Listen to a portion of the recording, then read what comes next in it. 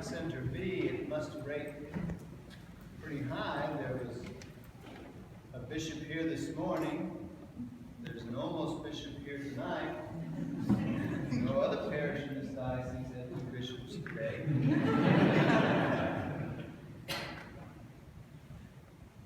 For freedom Christ has set us free, Paul says to the Galatians.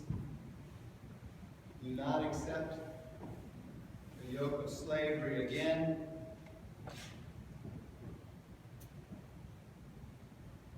When a person buys another person and sells another person to someone else, and that person then has to go with them and do what they say, even against their will, we call that slavery. It still happens. In some places in the world, even today, there is the buying and selling of slaves. And when we meet someone or know someone who is not in control of their appetites, when we are not in control of our appetites, even sometimes to the point of developing a pernicious habit or even an addiction, we sometimes use the same kind of language. We say that someone is enslaved to this or that passion that rules them.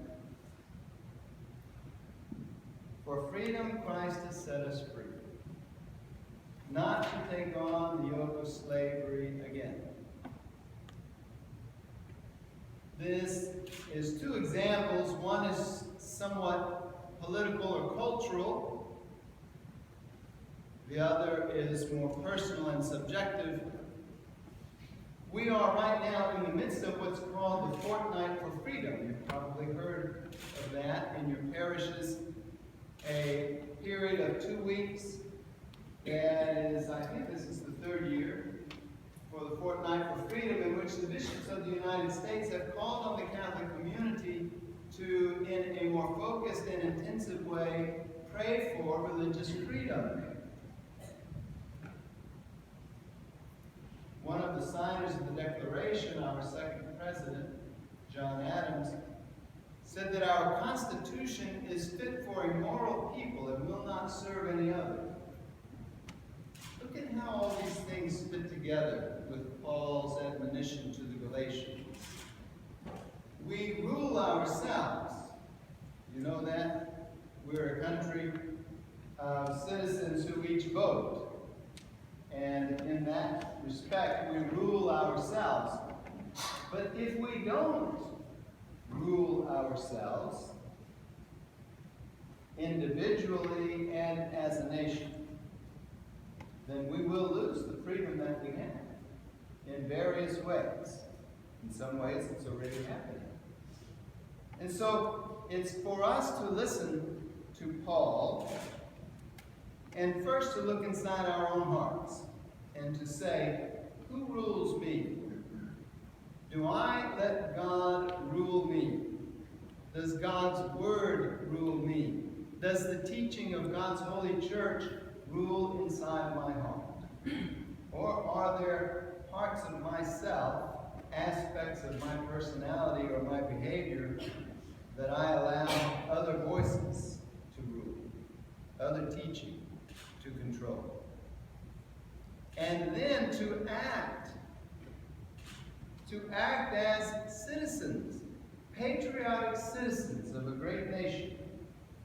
The reason that the church is concerned with the loss of religious freedom in this country is not because the church is concerned that somehow the church would be harmed.